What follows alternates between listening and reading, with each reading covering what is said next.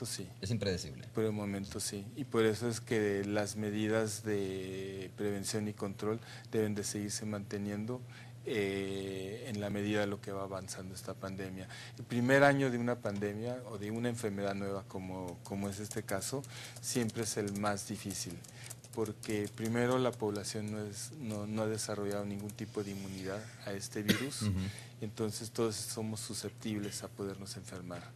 Y en segundo lugar, no sabemos si el virus va a seguir mutando. Hay algunas indicaciones de que el virus sigue mutando. ¿Qué significaría eso, que vaya a mutar el virus? Que puede mutar ya sea hacerse más mortal o puede mutar a hacerse más benigno, puede ser cualquiera de las opciones y eso todavía no se puede Lo cual predecir. es un comportamiento normal de los virus. Sí, sí. Los virus mutan continuamente. O sea, no se sabe realmente por qué está atacando el grupo de 10 a 19 años. Sin embargo, hay ciertas conjeturas. Sí, claro. De que es porque los grupos de mayor edad, y esto es con relación a los de mayor edad, de 20, de 19 años, han estado expuestos a otros virus de influenza y por lo tanto tienen algún tipo de protección, algún tipo de protección, de defensa que no tienen los de 10 a 19 años. También hay que tomar en cuenta que el grupo de 10 a 19 años son los más sociables. Son los que más salen, por decirlo de esa manera. Son los que más salen, son los que más se interrelacionan de todo tipo de interrelación y el más difícil de controlar, además. Otra conjetura, por ejemplo, alguien decía, bueno, los primeros casos que se registraron aquí son precisamente de personas que viajaron, ¿no? Obviamente. Hablando de los colegios bilingües, de los colegios, digamos, de una categoría de clase alta más bien, media alta, ¿no? Y me decía alguien, es lógico porque estos jóvenes viajan a otros países en sus vacaciones, cosa que no hacen, digamos, otros grupos sociales en el país y entonces es ahí donde se dan algunos casos. Por eso es que se cerraron algunas de las escuelas más reconocidas aquí en el país para comenzar. Ahora sí hay otras escuelas ya también de clase media baja que están siendo afectadas por esta situación. Vamos a hacer la primera pausa, vamos a regresar en breve porque hay que preguntar... Bueno, esto, ¿no? Vamos a hacer más adelante el contacto, dije, precisamente con una de las personas representantes del Ministerio de Educación de nuestro país para preguntar sobre el impacto que tiene en la educación, sobre el impacto que tiene en la economía. Por ejemplo, en México, entiendo, aquí no estoy hablando con economistas, por supuesto, pero podemos hablar un poco sobre ese impacto que ha tenido, pero también hay que hacer más conciencia sobre qué medidas tomar. Hay un decreto, ¿no?, de emergencia que fue firmado por el presidente anterior de la República. Vamos a conocer también cuál es el apoyo que está dando la Organización Mundial de la Salud, también a los gobiernos que están enfrentando este tipo de situaciones, si es un apoyo técnico, conocimiento, transferir, digamos, el conocimiento de cómo se ha tratado en otros países y cómo tenemos que hacerlo en el nuestro. Volvemos en breve. Bueno, estamos de regreso, gracias por continuar con nosotros. Estamos conversando esta mañana con la doctora Priscila Rivas Loría, representante de la Organización Panamericana de la Salud de nuestro país. Y también nos acompaña esta mañana el doctor Gerardo de Cosillo, epidemiólogo de la Organización Panamericana de la Salud. En el escenario que tiene nuestro país, doctor, ¿se deben suspender las actividades? ¿Cómo se ha manejado esto en otros países? ¿Qué se debe de hacer cuando ya tenemos 163, dijo doctora, ¿no? 163. 163 casos comprobados de gripe.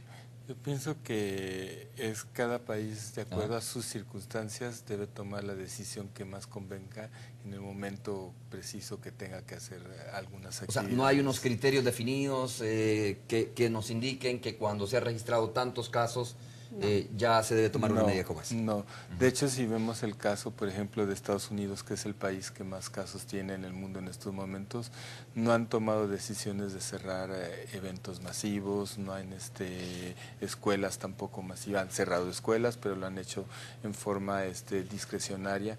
En el caso de México, bueno, se tomó una decisión muy drástica, si se pudiera decir, donde se decidieron cerrar eventos masivos, escuelas, suspender en muchos casos inclusive las labores de trabajo de muchas personas, y eso de alguna forma también ayudó a contener el avance tal vez de esta pandemia en el país.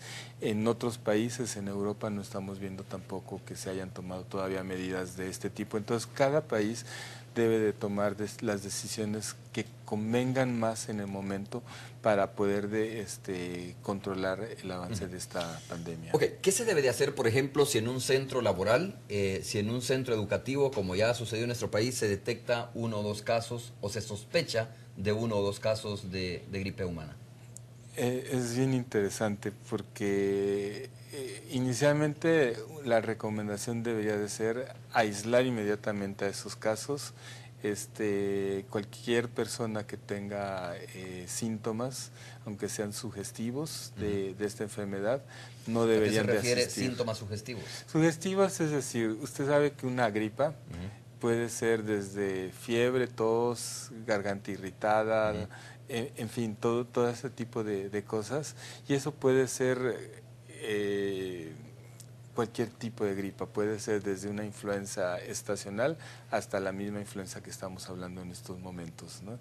Entonces, ante la duda, mejor aislarlos, prevenir que Pero estamos hablando de una persona que ya se relacionó con otros en el colegio, ¿no? Que probablemente ya se relacionó con otros en el centro laboral, es decir, se aísla y se pone en observación a cuántas ser más. en etapas iniciales. Eso es cuando todavía tenemos conglomerados, digamos, cerrados, que están controlados como las escuelas, etcétera.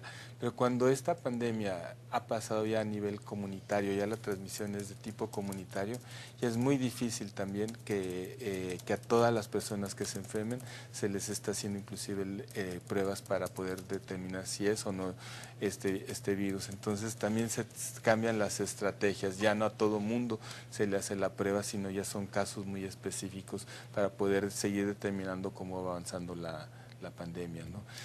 Bueno, para que nuestros amigos televidentes vean cómo o qué es lo que han opinado algunos personeros de nuestro país respecto a ese tema, vamos a ver una pista, doctora, precisamente sobre esto, sobre lo que han dicho algunas personas en nuestro país respecto a cómo se ha enfrentado la pandemia en El Salvador. Veamos y regresamos con nuestros invitados.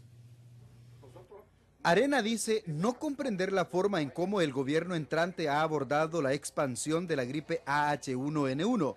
Según ellos, el Ministerio de Salud tiene una conducta demasiado pasiva ante una pandemia considerada de alta peligrosidad. Observamos que no hay realmente un plan de salud y en este caso específico un plan de abordaje. Yo creo que a estas alturas deberíamos de contar con medidas preventivas para evitar la diseminación de esta enfermedad. Por si fuera poco, Arena advierte de las implicaciones más allá de lo sanitario si el gobierno no reacciona y diseña una campaña masiva de prevención de la gripe humana. Los costos económicos pueden ser graves.